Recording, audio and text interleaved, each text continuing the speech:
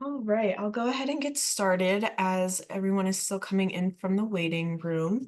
Welcome to June's Open Door Workshop on technology. This month's topic is vehicle modifications. My name is Angelina Alpert, and I am a research assistant at the University of Missouri, Kansas City Institute for Human Development. So today we are going to go over a overview of the Missouri No Wrong Door, use Charting the Life course for the domains, and go over a new tool and learn new ideas and strategies for vehicle modifications. So for anybody that is unfamiliar with No Wrong Door, the goal of that is to transform the way people access services in the community. So it's supporting individuals and caregivers to make the decisions on complete and accurate information about their options for anyone seeking long-term services and supports, regardless of age, income, or disability. So we have a lot of key partners on this grant, Missouri Assistive Technology being one of them, and they work with us specifically on this mod for assistive technology, as well as a couple other projects. So the Missouri Open Door series opens doors to integrated supports. So this is our integrated support star. And the goal with this is that we want to focus on each of the 5 areas of services and supports.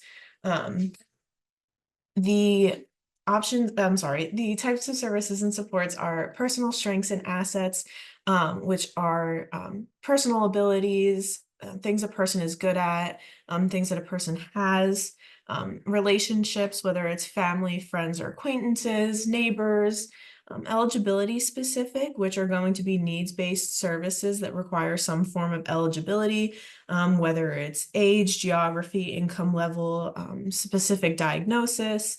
And we also have another Missouri Open Door series on those as well, which is the benefit series. We have the community base, which are going to be places that are in the community that anybody would have access to, such as parks, faith-based communities, groups or membership organizations. And then we have technology that can be anywhere from personal everyday technology, as well as assistive, adaptive, and environmental technology. So as I was saying with the star, we want to be able to use all 5 types of services and supports, because sometimes when an individual focuses too much on only eligibility of required services, it can seclude them from the family and community that they want to be a part of. So we want to make sure that we're integrating those services and supports in our daily life so that we're able to be a part of the family and the community that we would like to be a part of. So a little bit more about Charting the Life course. It is a framework and set of tools to help you think differently about your vision for a good life, set high expectations, and integrating multiple types of supports. It helps to organize your ideas, visions, and goals, as well as problem solve, navigate, and advocate for supports. So today I'm going to go over the CTLC domain taxonomy. And these are the 6 domains that we cover in Charting the Life course. They are daily life and employment, community living, social and spirituality, healthy living, advocacy and engagement, and safety and security.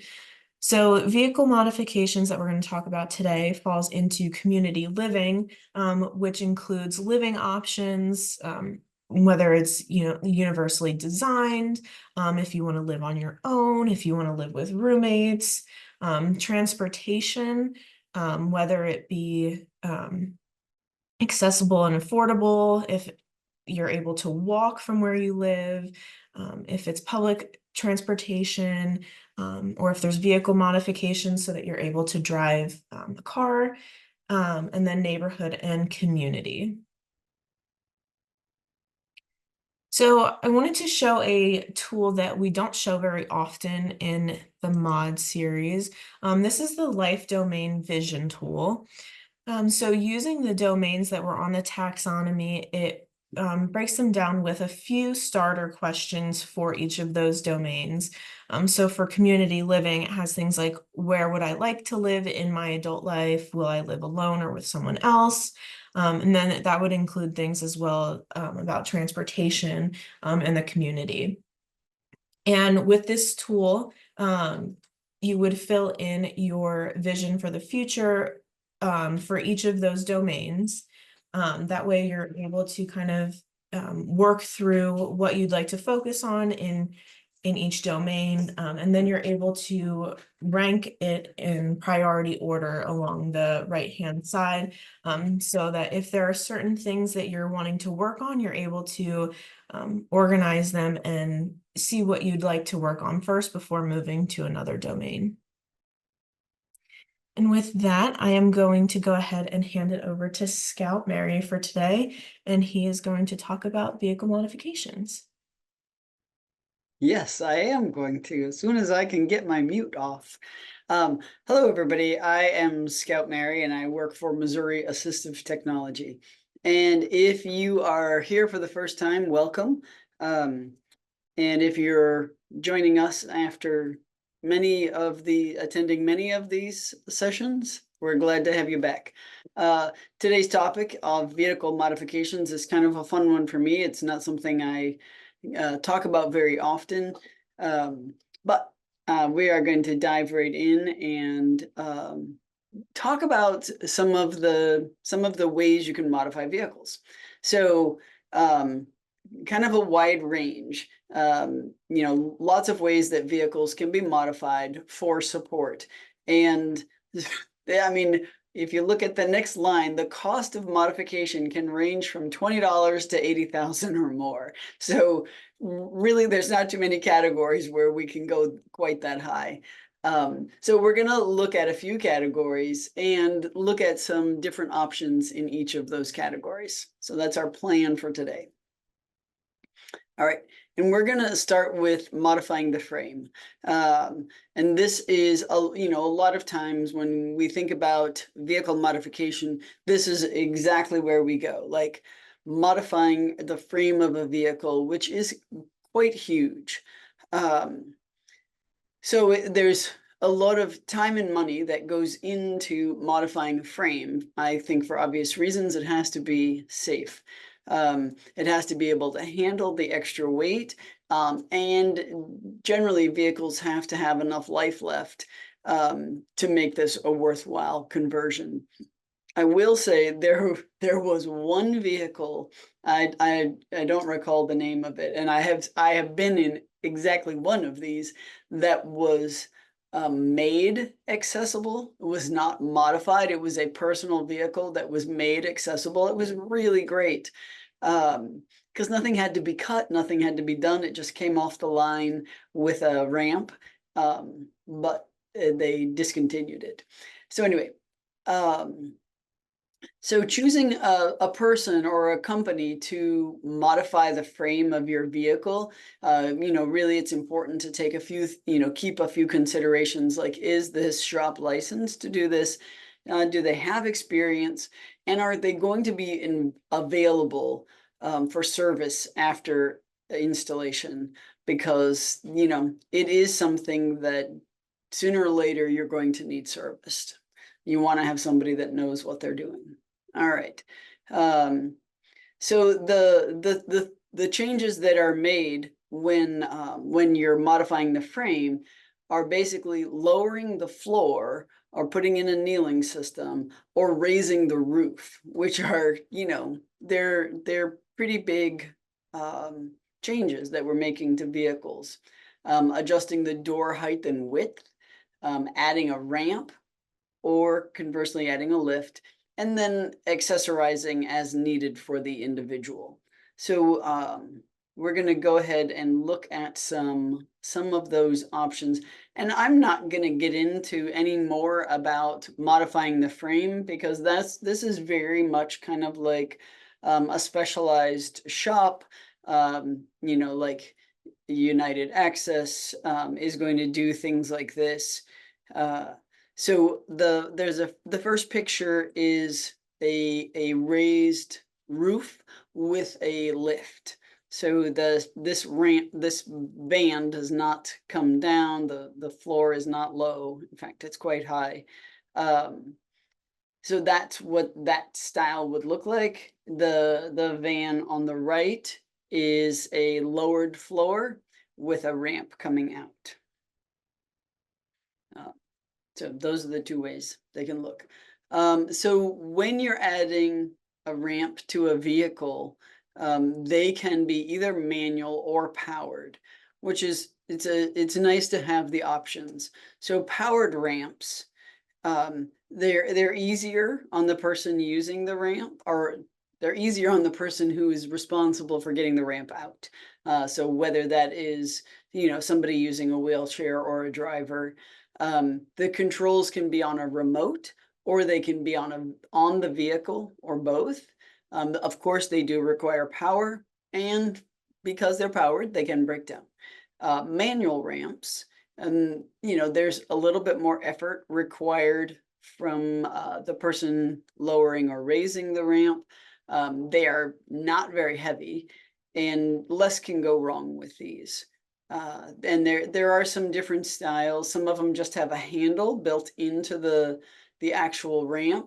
Some of them have a kind of a flexible stick that you can use to pick up the ramp. But basically you're just lowering it manually. So I think we have a couple of images of a powered and a manual ramp. So the first image is of the ramp that is coming out. It is in the process of coming out, and then it lowers. And the second image is as close as I could get to a manual, an image of a manual ramp. I'm not actually sure if this one is a manual ramp, but you just open it up and pull the ramp out. So those are some differences. And one thing I did not put in this slide, but I'm going to take a moment and just say, and you've probably seen this, ramps can come out the side, or ramps can come out the back of a vehicle. Yeah, it doesn't matter. So as you can see, one is coming out the side here and one is coming out the back. Some vehicles are easier to modify with them coming out the back, but it really can be a choice of what is going to work best. The ramps that come out the side they get that access lane. So that's why you see in parking lots, you'll see blue parking, and then some have an access aisle. So that is for the ramps that come to the side. Really important to keep those clear, because you can't get out of a side ramp without having that access aisle, unless you're doing it in the middle in the driving area.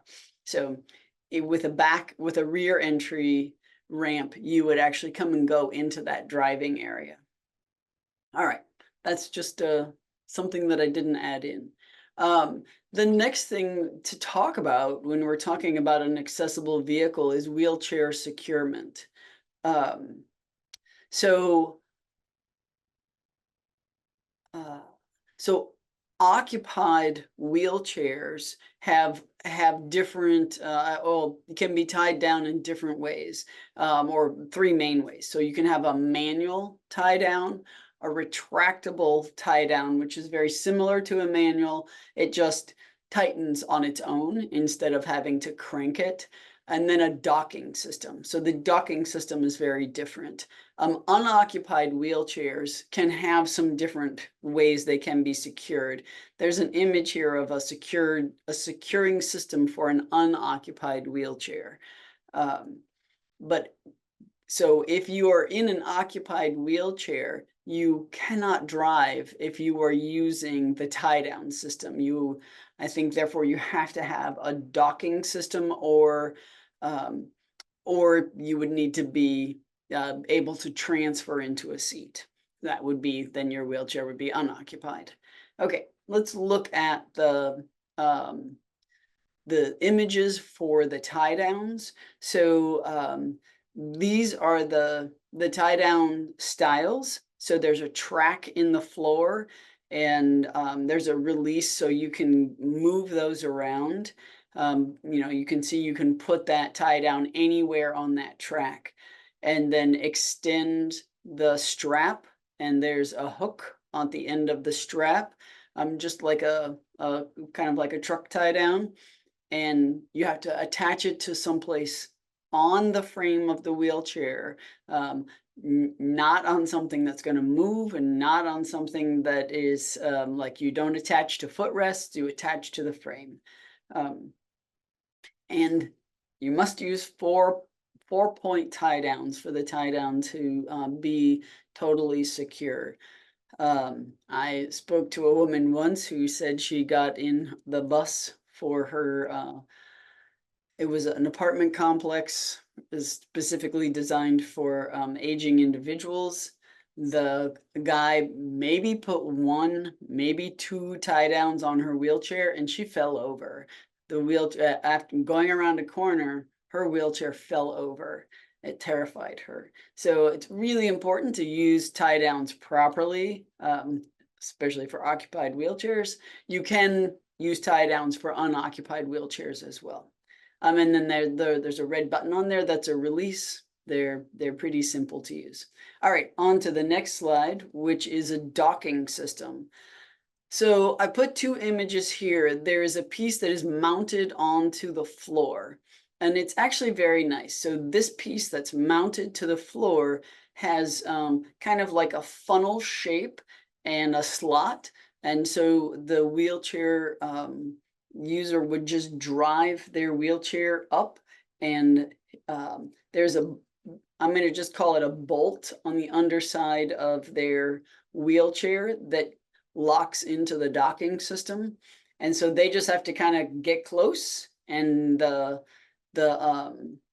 floor plate will guide the chair right into the docking system, and it will just automatically latch, and then you can unlock from a button when you're ready to get out. And there is a manual override to get out.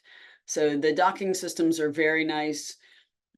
It's a much more independent way to secure a wheelchair. However, they are more expensive. Okay, so that's that. And so that's how we modify our vehicles. So the whether it's a track system or a docking system, or lowering the floor, all those things require professionals. There are additions that we're going to talk about next, and there are different categories of additions that I think we can look at in the next slide. And again, because these run from $20,000 to $80,000, it really is about the individual and what they're going to need. As Angelina was talking earlier, when we look at the whole charting the life course and transportation, which is a huge issue for folks with disabilities, some people, it's just going to work out really well to take the bus. And our buses are becoming more and more accessible, which is great. And I think with any, and then for some people, a personal transportation is going to be easier. It's going to be, like the almost more cost effective to help them, whether they're getting to a job or getting to appointments. So as we look at the individual and all the ways that are going to, they need to be, or you want to be supported or independent, these modifications can come in. So we're going to look at next at these additions that can go into vehicles. And these come in 3 different categories of seating and hand controls. Thank you, I forgot. And accessories. Okay, so now we can jump to the next one.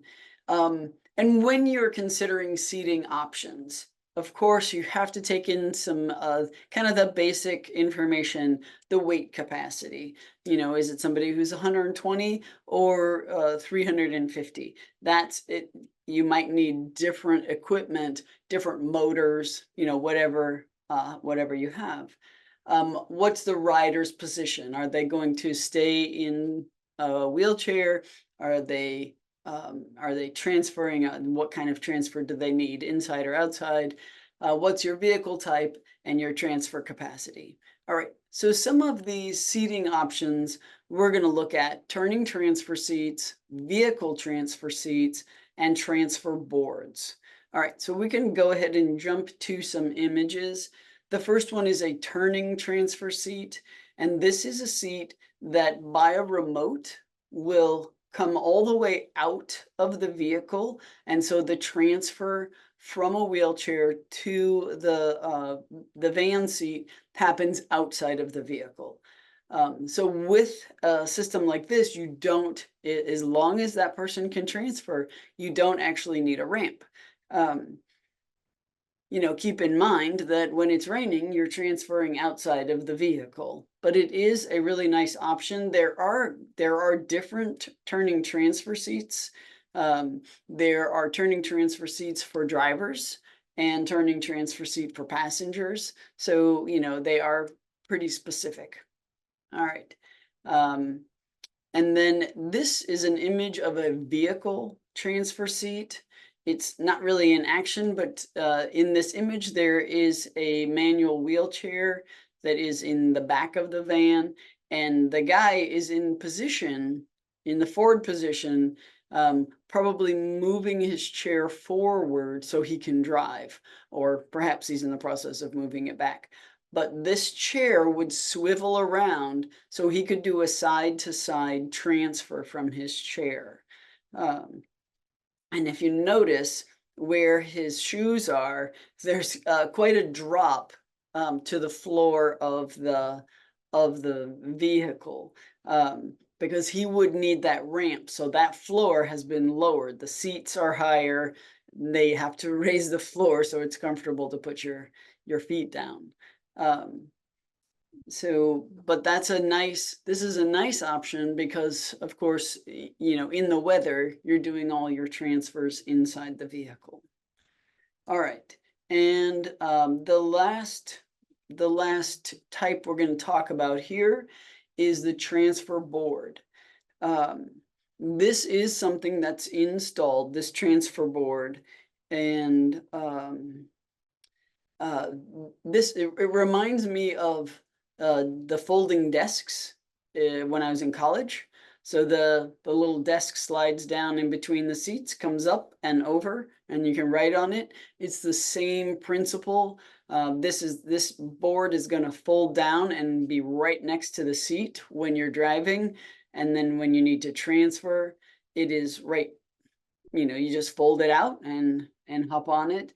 I think this is the only image I have, but these can be manual or powered as well. So you can have these installed that will lower with a remote, and so you would lower that seat and then transfer.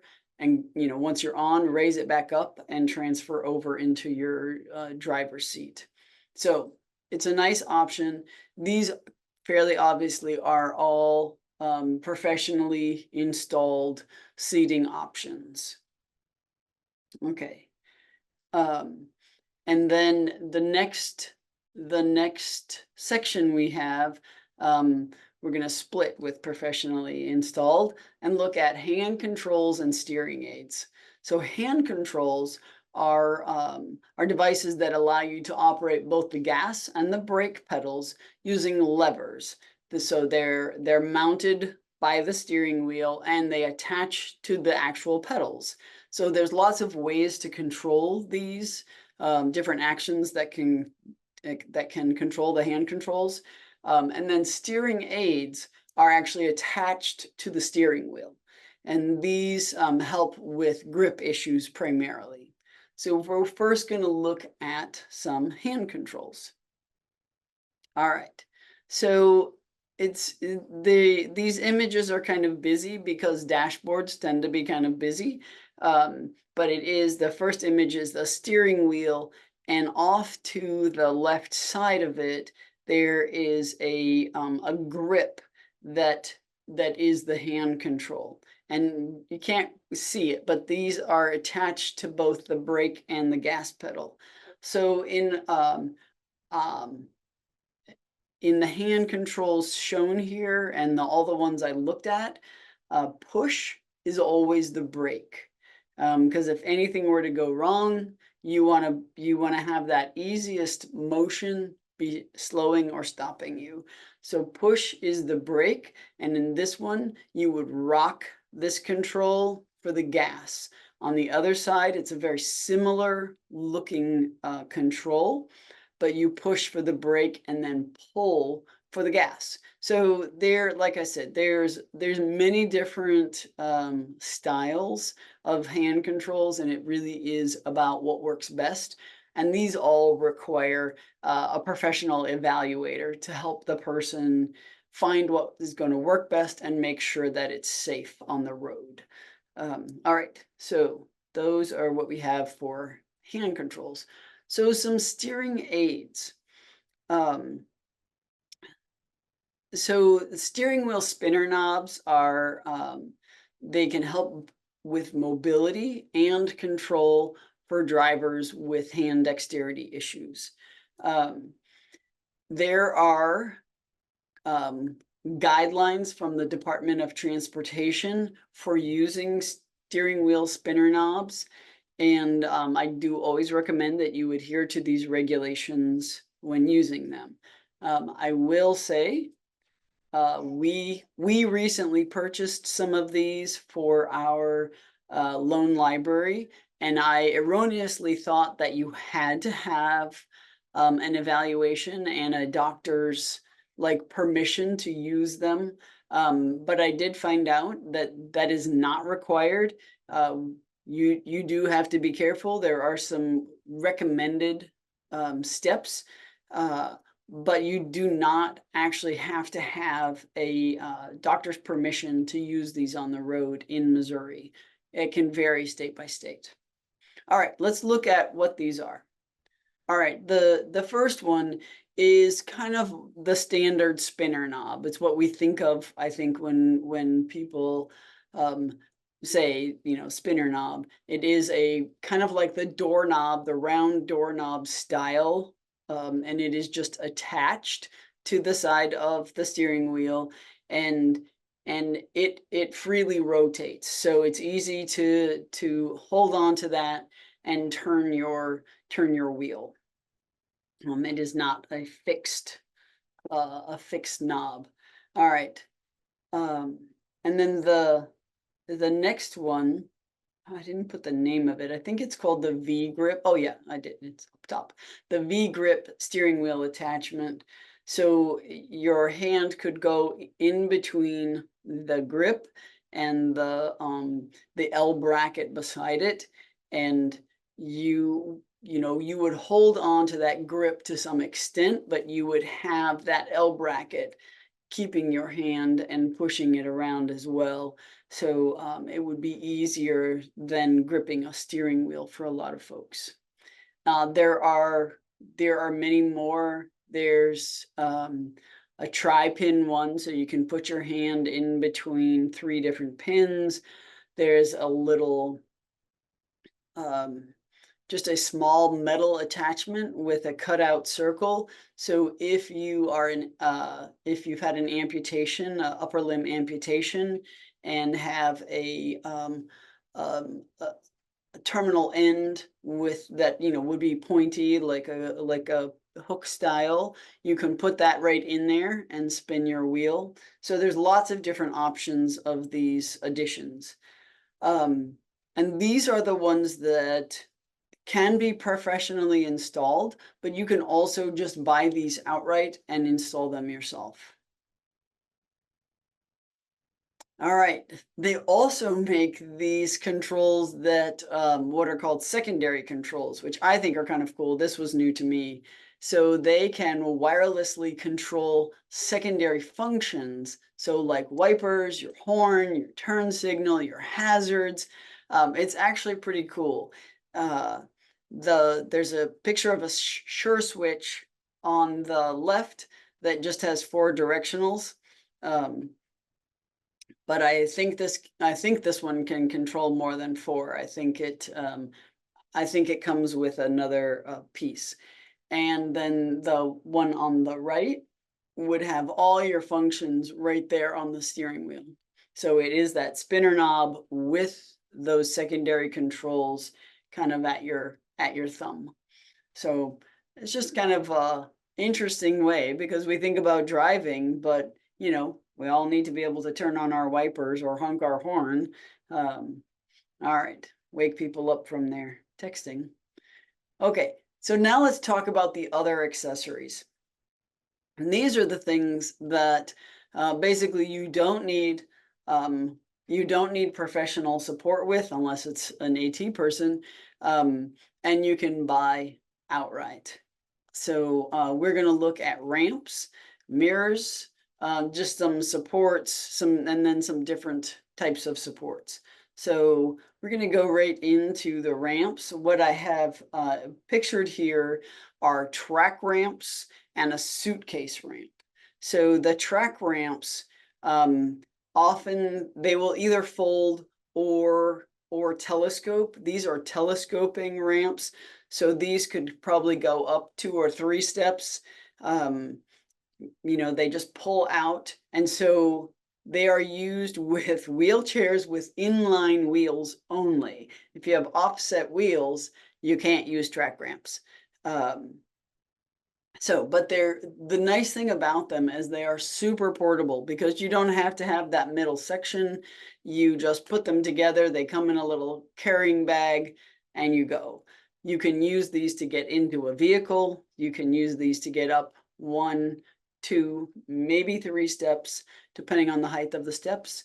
You can also buy both of these styles in different lengths. The image on the right is what's called a suitcase ramp. So it folds in half, and then each piece that's left folds back, and it really is like a large, heavy suitcase.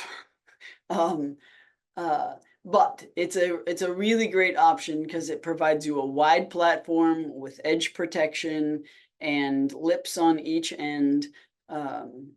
It, you know, they're a very standard style of ramp, and you can get them in different lengths. You know, just make sure if you're getting a ramp like this, that whoever is moving it has the capacity to fold it and carry it, because the longer ones do get quite heavy. All right. And again, they can be used for vehicles or steps.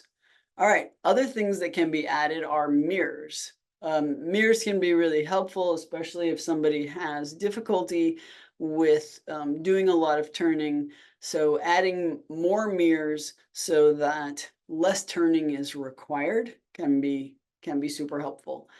So the panoramic mirror gives you a wider angle of vision. The blind spot mirrors, these are, as you can see, that's just adhesive. A lot of cars are now coming with blind spot mirrors built in, but you can buy them if the car doesn't. You can just add this blind spot mirror with an adhesive, and it just goes in the corner of the rear view of the side mirror.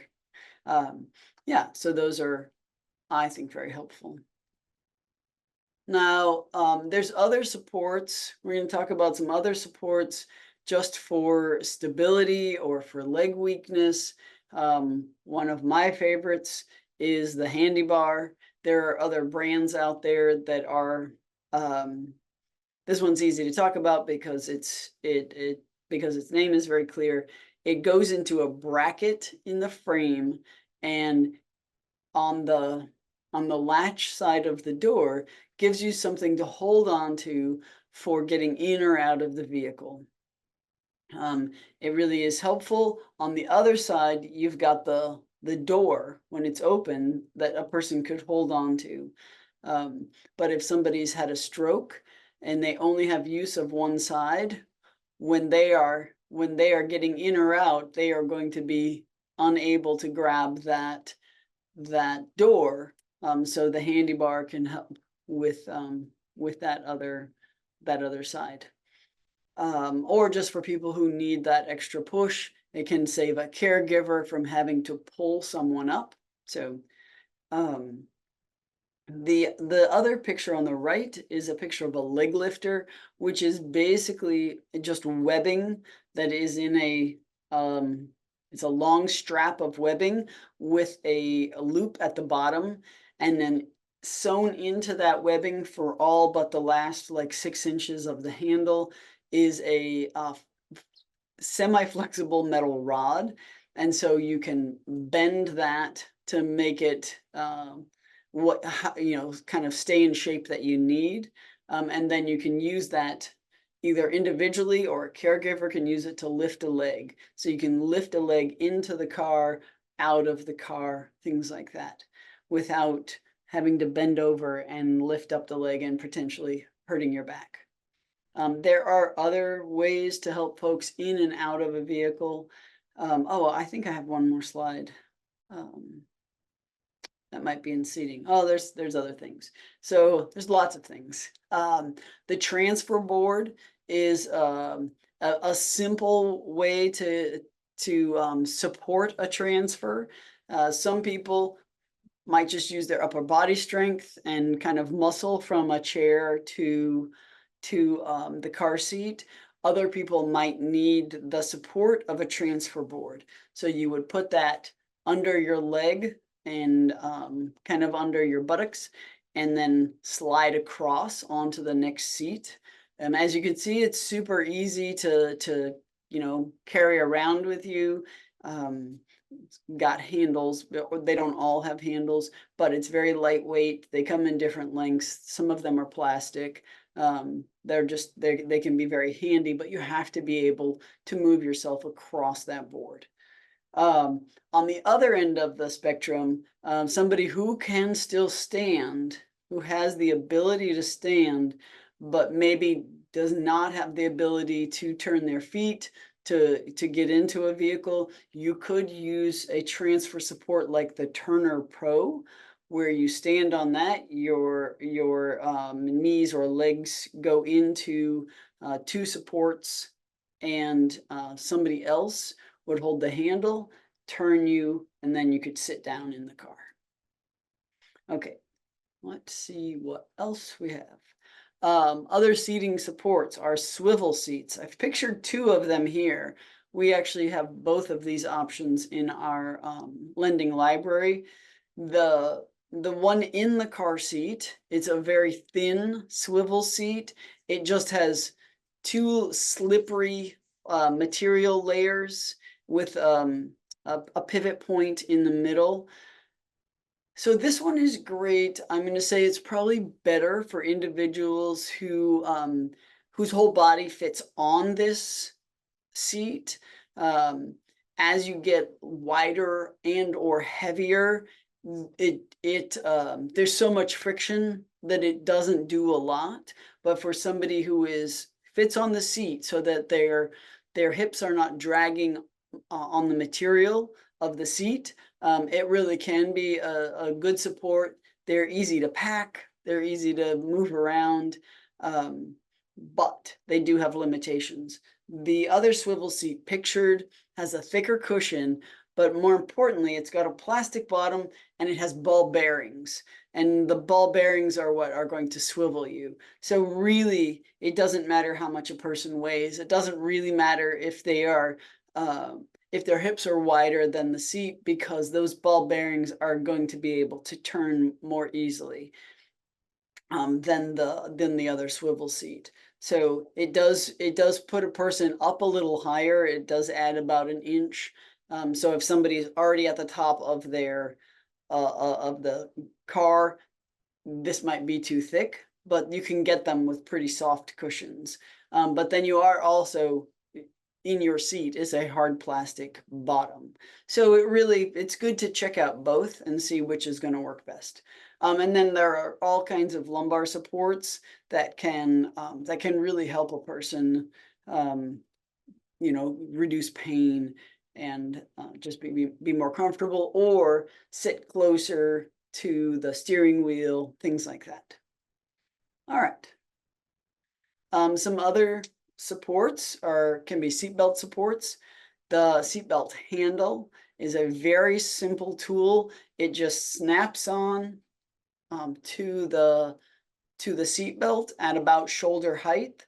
So instead of having to reach all the way past your body to grab that seat belt, there's a handle, so you only have to reach a much shorter distance and grab that handle and then pull that belt across and be able to buckle.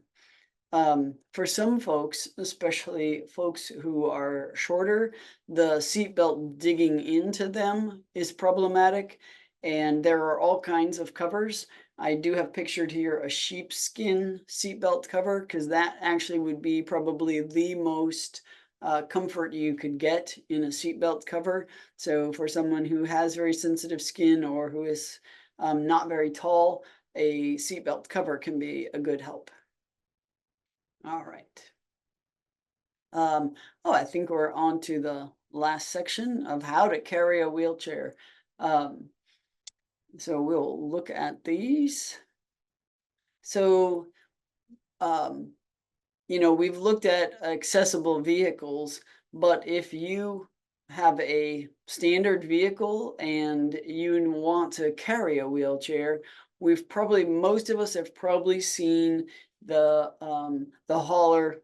I don't think that's an official word for a scooter or a wheelchair, manual or powered, which would go into a receiver at the back of a vehicle. I do have two trucks pictured here, but of course these can go on many kinds of vehicles. So the one that is pictured on the right has a ramp that folds down, and so you could just drive or push the wheelchair up that ramp, and it's got sides on it, so your wheelchair isn't going to slide around. You can also strap them down, and then that ramp would just come up and help keep that all secure there. These are quite affordable. Again, you have to have your person be able to transfer into the car if you're putting that, or else have somebody who can load the wheelchair for them. But some people could load their own wheelchair and then walk that short distance to their driver's side. The other option is the lift. So this is an installed lift. So it would be installed in the bed of the truck, and this one actually can lift the scooter right up to the driver's side door, which is really nice because it does make transferring in to drive your own vehicle much easier. There are many kinds of lifts, many kinds of additions, platforms that can be added to receivers to haul wheelchairs. And they can go in, like I said, all different kinds of vehicles. These, of course, are for unoccupied wheelchairs. All right, I think that's everything. Oh, yes, we're going to talk about financial loans. I have a couple minutes left. All right, so one of the services that at Missouri Assistive Technology that we have is a financial loan program. And it is called Show Me Loans, and they are low interest financial loans for qualifying items. And they are available to Missourians with disabilities, or their family members, or folks who have age-related needs. So right now we have 4 different types of loans. We have a general AT loan, a micro loan, an accessible vehicle loan, and a workability loan.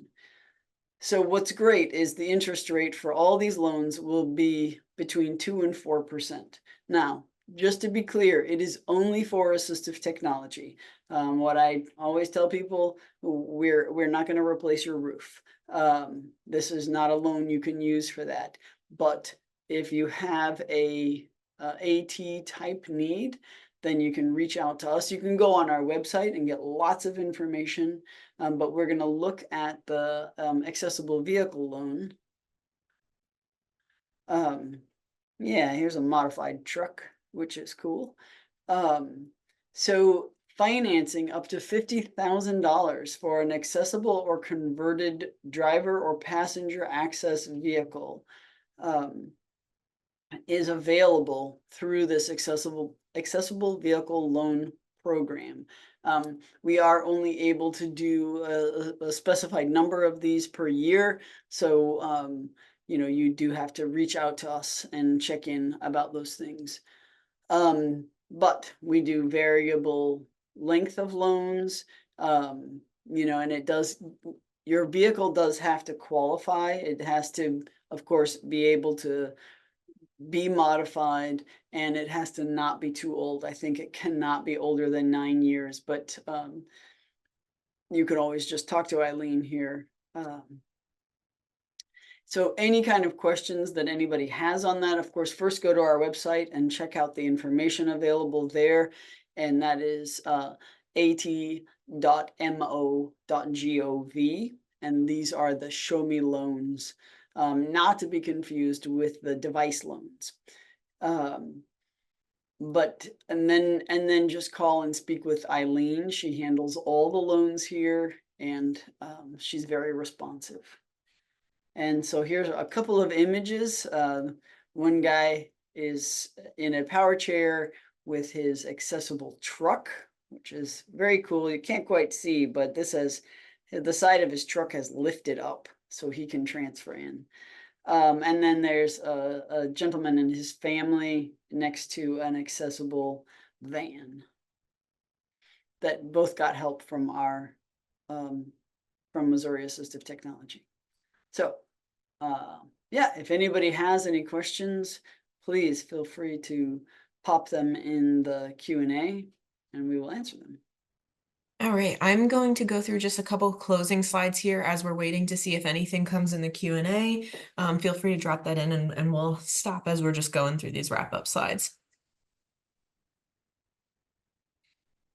All right, so the benefit series for the mods are the second Wednesdays of every month from 12:30 to 1:30.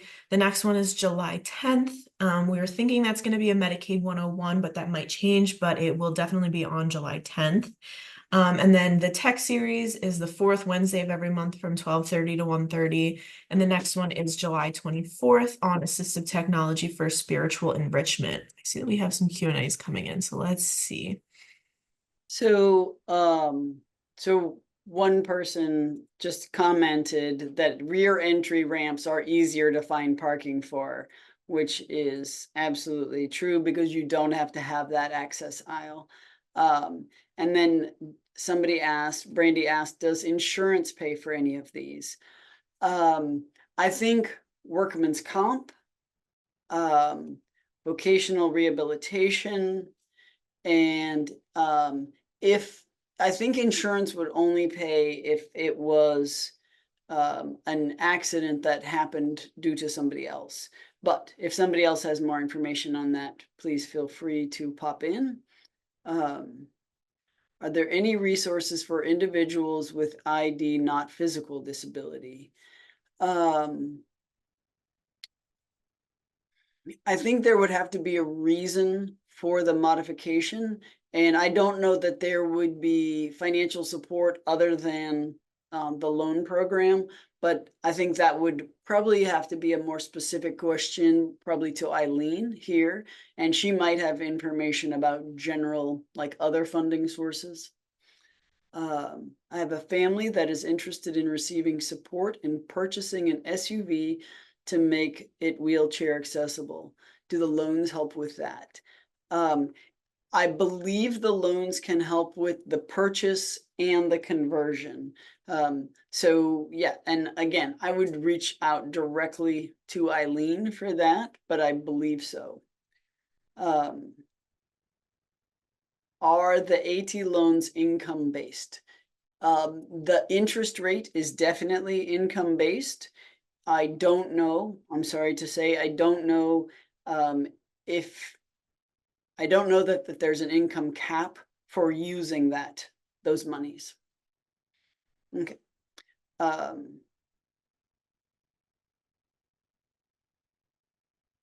I sent an email to United Access already, but just wondering if you've seen any SUVs be modified to accommodate a wheelchair, like a Honda HR-V. I thought I had seen SUVs, but it might not have been for occupied wheelchairs. So I'm sorry, Lauren, I cannot confidently answer that question. But hopefully United Access will come back because they would have the definitive answer there. We were able to use HSA to pay for vehicle modification, if that is helpful to anyone. So that's what Jennifer is saying. So a health savings account, if I'm right with that, for vehicle modification, which is great. Okay. But those swivel chairs, do those have a way to swing out of an SUV? That might work as well. I don't see why they wouldn't. Again, I'm not an installer. I think that there are kind of specific requirements for installing them. I can't remember if I saw any images of them in an SUV, and the coolest one I've seen was in a van, but I don't see why a swivel seat couldn't be installed in an SUV. If they can do it in a truck, and if they can do it in a van, the frame of those vehicles is not significantly different. Medicaid waivers can help pay for vehicle modifications up to $20,000 for 2 years, which is great. I had not thought about the waivers. Thank you, Nicole. And individuals should check with their local SB 40 board for individuals with developmental disabilities. In St. Louis and St. Charles, there is funding to assist with vehicle modifications. Thank you, Kathy. So regional options, statewide options, there's different, we have a whole funding resources section on our website that you can check there. So great questions. Thank you very much. Great information that is in question. So I appreciate you all sticking around and sharing that information.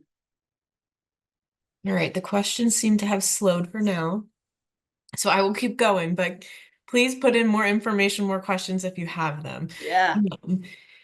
The UMKC-IHD also houses the Missouri Family to Family Disability and Health Resource Center. Their website is there. They can help individuals find information and resources. They also host Good Life groups. Those happen monthly, and they are interactive peer learning collaboratives that allow for hands-on learning.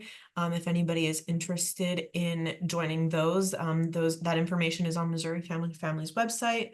We also have CTLC and F2F quarterly stakeholder meetings if anybody is interested in those.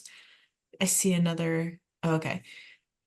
Scout is going to be putting Eileen's contact information in the Q&A for anybody that is wanting to contact Eileen with further questions. And then we also, if you wanted to learn more about charting the life course that we went over in the beginning, lifecoursetools.org is our website. And there are some trainings on there in order to learn more about it. And we also have access to all of our tools on there as well.